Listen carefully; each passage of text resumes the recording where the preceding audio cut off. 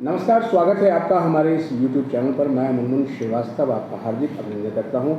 आज हम हैं दिल्ली विश्वविद्यालय के हिंदू कॉलेज में और हमारे साथ मौजूद हैं हिंदू कॉलेज की प्राचार्य प्रोफेसर अंजू श्रीवास्तव और उनसे जानेंगे कि NEP 2020 को इम्प्लीमेंट करते हुए सबसे पहले हिंदू कॉलेज ने ही state of the art lab बनाए और ये कैसे संभव हुआ। स्वागत है प्रोफेसर अंजू श्रीवास्तव हमारे चैनल पर।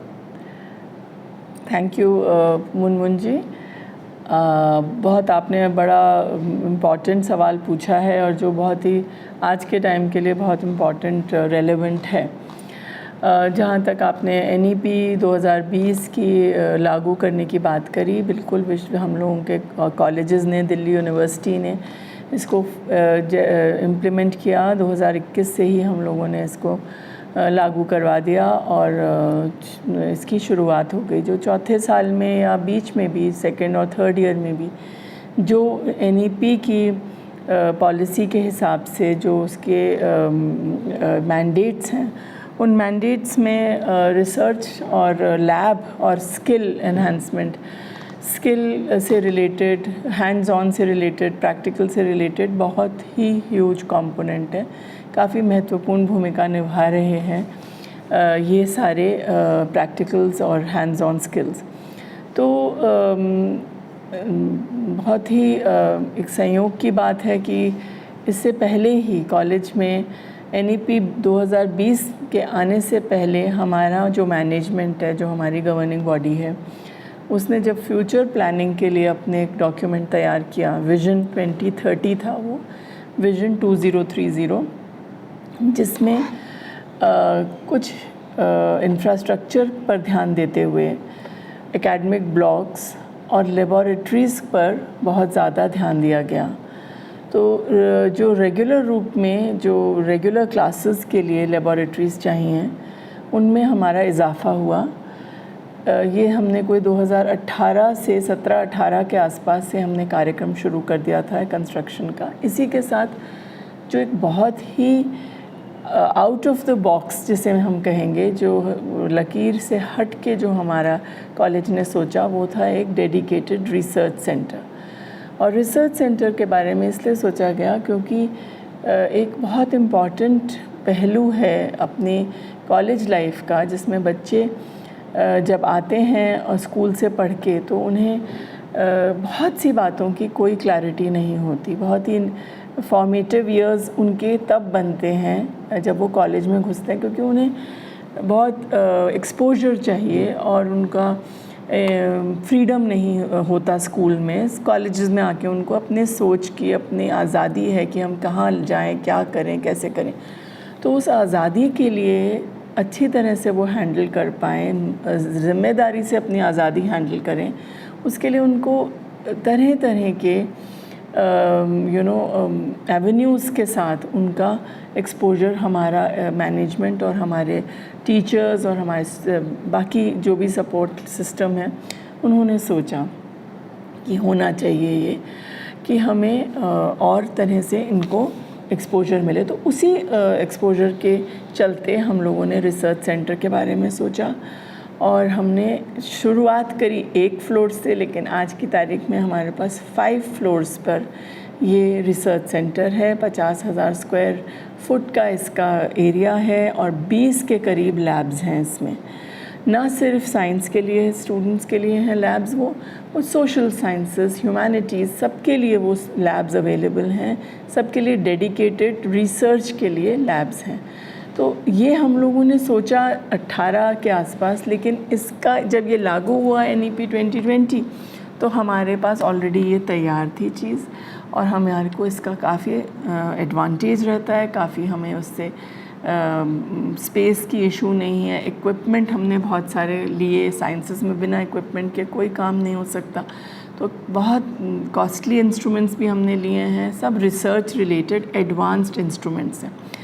इसका एक डायरेक्ट फ़ायदा जो हमने देखा वो ये है कि इतने इंस्ट्रूमेंट्स और इतनी लैब फैसिलिटीज़ देख के स्टूडेंट्स को अपने आप ही मन करता है कि वो कुछ करें, उन सब चीज़ों के को यूज़ करें और अपनी जो 3 साल का, अभी तक तो 3 साल का स्टे है उनका कॉलेजेस में, अगले साल से 4th ईयर भी हो जाएगा। लेकिन अभी तक जब से NEP लागू हुआ है तब से लेकर अब तक उन्हें इतने मौके मिल रहे हैं कि वो उन लेबॉरेटरीज़ को यूज़ करें और एक्स्ट्रा स्पेसेस जो हमने एकेडमिक स्पेसेस बनाई हैं उन्हें यूज़ करके आगे कुछ निश्चय करने में उन्हें मदद हो कि हाँ वो आगे क्या करना चाहते हैं। मिसाल के तौर पे हमने काफ़ी कोर्सेज़ ऐड ऑन कोर्सेज़ शुरू किए हुए हैं जिसमें बहुत सारे लेबॉरेटरी स्किल्स सिखाई जाती हैं। हमने अभी एक हाल ही में एक और कोर्स किया जिसके बारे में मैं अभी बताती हूँ। कोर्सेज़ हैं, इंटर्नशिप्स हैं, छोटे प्रोजेक्ट्स हैं, बड़े प्रोजेक्ट्स हैं, कुछ कोलैबोरेशंस हमने बढ़ाई हैं, इंडस्ट्री के साथ बढ़ाई हैं, reputed institutions of the country उनके साथ बढ़ाई हैं। फॉर एग्ज़ाम्पल IIT दिल्ली के साथ हमारा एक जॉइंट प्रोग्राम चल रहा है 2 साल से। तो ये सब कार्यक्रम हम बहुत ही अच्छी तरह से सेटिस्फैक्ट्री रूप से कर पाते हैं इन एडिशनल फैसिलिटीज़ की वजह से। तो क्या मैम इसको डेवलप करने के लिए कोई फ़ंड की कमी जो है वो नज़र नहीं आई आपको? फ़ंड तो एक बहुत बड़ा मसला है और फ़ंड में हमारे को इस तरह की हट के जो हमारी सोच है उसकी फ़ंडिंग हम सरकार से ना हमें मिली है ना हमने उम्मीद भी रखी है, क्योंकि जो स्ट्रक्चर है UGC का उसमें ये इन चीज़ों की थोड़ी गुंजाइश कम है। तो हमने हमारे बहुत सारे इंडस्ट्रीज़ हैं जिनके साथ हमारे संबंध भी हैं और उन्होंने हमें पहले भी कई तरह से मदद करी है। कुछ हमारे ऐसे डोनर्स हैं, फिलैंथ्रोपिस्ट्स हैं जो आए दिन हम लोगों से बात करके जब उन्हें हमारे प्रोग्राम्स या प्रोजेक्ट्स में कुछ भी अच्छा लगता है, स्कोप लगता है, तो वो ज़रूर हमारे को मदद करते हैं। एलुमनाई नेटवर्क हमारा स्ट्रॉन्ग है कॉलेज का, तो उधर हर फील्ड में हमारे यहाँ से बहुत सारे स्टूडेंट्स निकले हैं जो बहुत अच्छा कर रहे हैं अपनी अपनी फील्ड में। तो हमें लगता है कि हम उनसे मदद ले सकते हैं और जो लेते भी हैं एंड हर वक्त वो हमारे साथ खड़े हैं। कोई भी एकेडमिक, एक्स्ट्रा करिकुलर, कोई भी इस तरीके का कॉलेज से रिलेटेड स्टूडेंट्स को फ़ायदा देने वाले प्रोग्राम्स में। जी, जहाँ तक आपने एलुमनाई की बात की, पिछले साल जब दिल्ली में प्रदूषण का संकट था तो शायद आपके एलुमनाइज ने ही यहाँ पर एयर प्यूरीफायर भी लगाया। कितना फ़ायदा हुआ उससे कॉलेज को? उसका कुछ टेस्टिंग हुई बाद में? एयर प्योरीफायर पर हमारे कॉलेज ने हमारे कुछ फैकल्टी मेंबर्स हैं जो काम करते हैं और उन्होंने इनोवेशन करके स्टार्टअप भी शुरू किया हुआ है, पेटेंट करा रखा है, सब इंडिजिनाइज्ड है। तो वो एयर प्योरीफायर्स जो हैं हमने कई लोगों को भेंट भी करे हैं हमारे यूनिवर्सिटी सिस्टम में जो उनके यहाँ लगा। और नॉट ओनली एयर प्योरीफायर, एक डिसइंफेक्टेंट मशीन भी बनाई गई है जो UV कोविड के प्रकोप के बाद ही हुआ ये। तो इन सब का यूटिलाइजेशन है, उससे लोगों को ने अभी तक तो पॉजिटिव रिपोर्ट ही दी है और कोई नेगेटिव रिपोर्ट नहीं आई है, तो हम उसको अच्छा ही मान के चलते हैं। अभी जैसे आपकी बिल्डिंग है मैम, हेरिटेज बिल्डिंग है, इसको आपने बहुत अच्छे से मेंटेन भी किया है, बट कुछ लोग कहते हैं कि जो है वो हॉस्टल डिमोलिश करवा दिया आपने। जी, तो जो हमारी जो बिल्डिंग है ये एक्चुअली आप सबको पता ही है कि ये 125 साल पुराना कॉलेज है और ये साल उसका 125वां चल रहा है जिसमें हमने तरह तरह के सेलिब्रेशंस भी करें। 1899 में कॉलेज बना और पुरानी दिल्ली से इसने शुरुआत करी और 1950s में ये कॉलेज यहाँ शिफ्ट हुआ जो हमारी प्रेजेंट बिल्डिंग है। सबसे पहले बिल्डिंग जो हिस्ट्री की हम अब देखें कॉलेज की, तो उसमें सबसे पहले बिल्डिंग बॉयज़ हॉस्टल थी। तो 50s में ये कॉलेज की बिल्डिंग बाद में बनी है और हॉस्टल पहले बना है, जैसा रिकॉर्ड बताते हैं। तो उस हॉस्टल की बिल्डिंग में तब 200-250 लोग, मतलब 200 कुछ का उसके नंबर है कमरों का, मतलब 210-220 के करीब बच्चे रह सकते हैं, लेकिन खींच खांच के हम लोग 230-40 कर लेते थे। और प्रेशर बच्चों का कि आपको पता ही है कि कॉलेज अब CUET एडमिशन्स से भी और उससे पहले से भी, जब से सेंट्रलाइज ऑनलाइन एडमिशन्स हुए, तो कॉलेज में बच्चे हर तरह के different parts of the country से आते हैं, बाहर से भी आते हैं और बहुत ज़्यादा साउथ वगैरह में पॉपुलर हुआ है कॉलेज हमारा। तो हमारे पास बाहर के बच्चे बहुत हो गए हैं और हॉस्टल की डिमांड बहुत बढ़ गई। तो 200 कुछ बच्चों से बिल्कुल पर्याप्त नहीं था और हमें बढ़ाना बहुत ज़रूरी लग रहा था, बार बार डिमांड आती थी।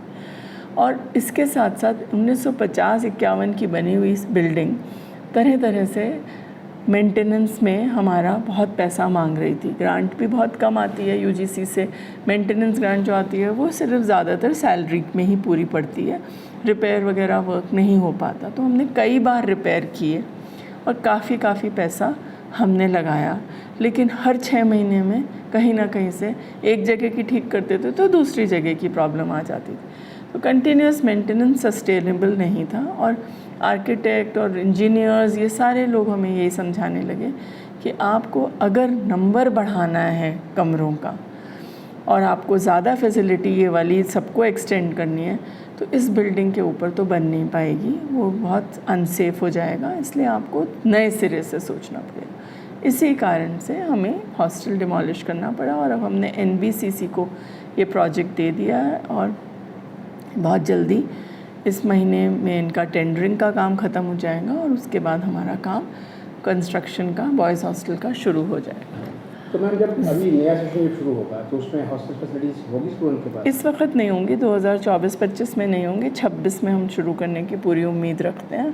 बेहतर एनवायरनमेंट, बेहतर फैसिलिटीज़ और बेहतर stay, home away from home का जो कॉन्सेप्ट है वो सबको और फैसिलिटेट करने के लिए ऐसे कदम उठाए जाते हैं और कुछ बैचेस को डेफिनेटली सफ़र करना पड़ता है, उसमें हम कोई भी जना हेल्प नहीं कर सकता। कब जब कोई बदलाव होता है तो बदलाव के दौरान कुछ लोग अफेक्ट होते हैं और उस अफेक्ट को थोड़ा सा तो बेयर करना पड़ता है और हम बहुत पहले से अनाउंस करके बैठे हुए हैं, सबको ये इसके बारे में पूरी जानकारी है।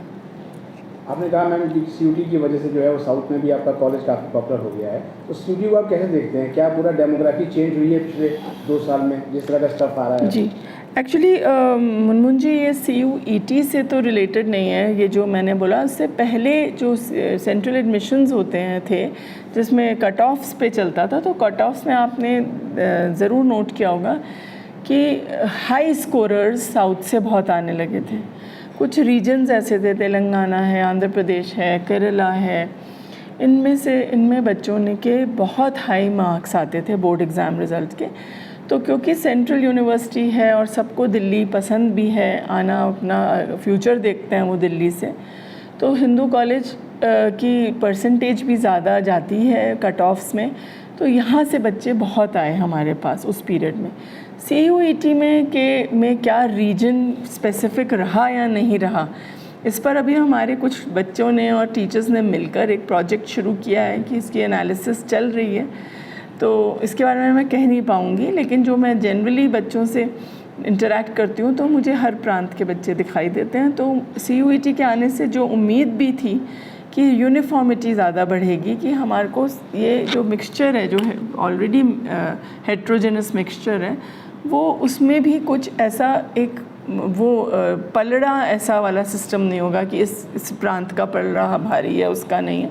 तो अच्छे बच्चे जो भी CUET से क्लियर करते हैं, मेरिट में जैसे आते हैं, हर प्रांत से आने चाहिए और आते भी हैं। आपके कॉलेज का सबसे पॉपुलर कोर्स अगर आपसे पूछें तो इस समय कौन सा है? देखिए, अगर मैं 3 भागों में डिवाइड करूंगी इस बात का जवाब को, कॉमर्स के बच्चे होते हैं, कॉमर्स इकोनॉमिक्स में बहुत पॉपुलर कोर्स है। सोशल साइंसेज में पॉलिटिकल साइंस और हिस्ट्री का बहुत ज़ोर रहता है और बहुत ज़्यादा बच्चे लोड हो जाते हैं। साइंसेज में फ़िज़िक्स और केमिस्ट्री की बहुत डिमांड रहती है।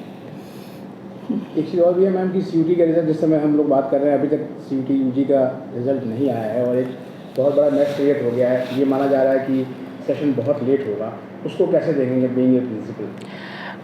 बहुत थोड़ा सा अनफॉर्चुनेट है, अफसोस है हमें इस बात का कि कोविड के पीरियड के बाद से, जब से कॉलेजेस खुले हैं 2022 में 17 फरवरी को पहला दिन था कॉलेज का आफ्टर कोविड, जिसमें सारे बैचेस को बुलाया गया था। तो पहली बार पूरा हमने 2022 फरवरी में कॉलेज को देखा फुली फंक्शनल।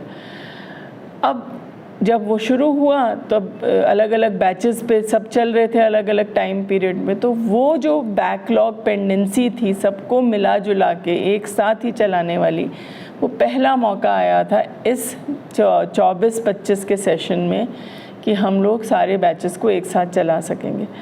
वो हमारे लिए बहुत ज़रूरी है, एक तो बच्चों के लिए बहुत ज़रूरी है क्योंकि उनकी मिक्सिंग बहुत अच्छी होती है, उनकी अपनी कॉमराडरी बढ़ती है, उनकी अपनी सोच सबको सीनियर्स जूनियर्स की बहुत इन्फ्लुएंस करते हैं, बहुत मदद भी करते हैं और कई बार गलत भी इन्फ्लुएंस होते हैं, लेकिन वो सब कुछ it's a part of learning while you are enjoying your freedom, you have to learn so many things.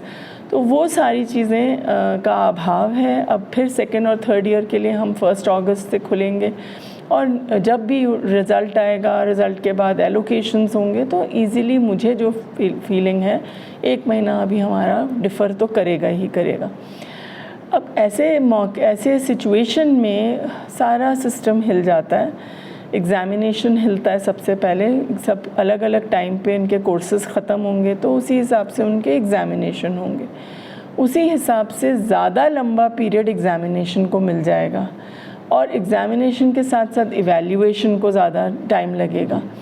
Teacher ऐसा नहीं होता कि उसको सिर्फ फर्स्ट ईयर पढ़ाना है या सिर्फ सेकेंड ईयर पढ़ाना है, तो एक टीचर जो है वो नॉर्मली कम से कम 2 बैचेस को तो पढ़ाता ही है, तो उसका भी जो वर्क शेयरिंग है वो सब टॉपसी टर्वी हो जाता है, उसको भी अपहेवल हो जाती है। तो ये किसी की भी मर्ज़ी नहीं थी और सबसे ज़्यादा यूनिवर्सिटी की मर्ज़ी नहीं थी। वो बहुत उन्होंने भरसक प्रयत्न किया कि सारे बैचेस एक साथ चालू हों, लेकिन अब कुछ सर्कमस्टांसेस हैं जिनमें हमारे को कुछ उसको साथ हमें उसको बेयर करना पड़ेगा, जो हम नहीं, जिसको क्योर नहीं कर सकते उसको एंड्योर ही कर सकते हैं।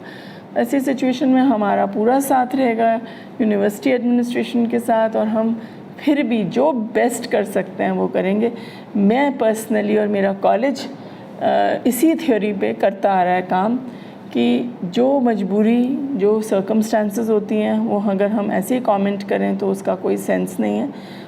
उसका पूरा बैकग्राउंड होता है और उस पर अगर हम ट्रस्ट करें कि वो यही बेस्ट सोल्यूशन है उसका, तो उस पर हम उसको एग्जीक्यूट करें और आगे बढ़ें। मतलब परिस्थितियाँ चाहे जैसी भी हो, हैं तैयार? बिल्कुल तैयार हैं हम और पूरा सहयोग है हमारा। हर बच्चा हमारे लिए इम्पॉर्टेंट है, चाहे वो फर्स्ट ईयर का हो, चाहे सेकंड थर्ड ईयर का हो। और जब फर्स्ट ईयर का बच्चा आएगा उसकी उसी तरह से हम बेसब्री से इंतज़ार करके उसका वेलकम करके उसको अपने सिस्टम में ढालेंगे। अभी मैम CSS पोर्टल पे फेज़ 1 चल रहा है, चूँकि रिज़ल्ट नहीं है और स्टूडेंट्स प्रेफरेंस शीट बना रहे हैं, उनको क्या एडवाइस करेंगे?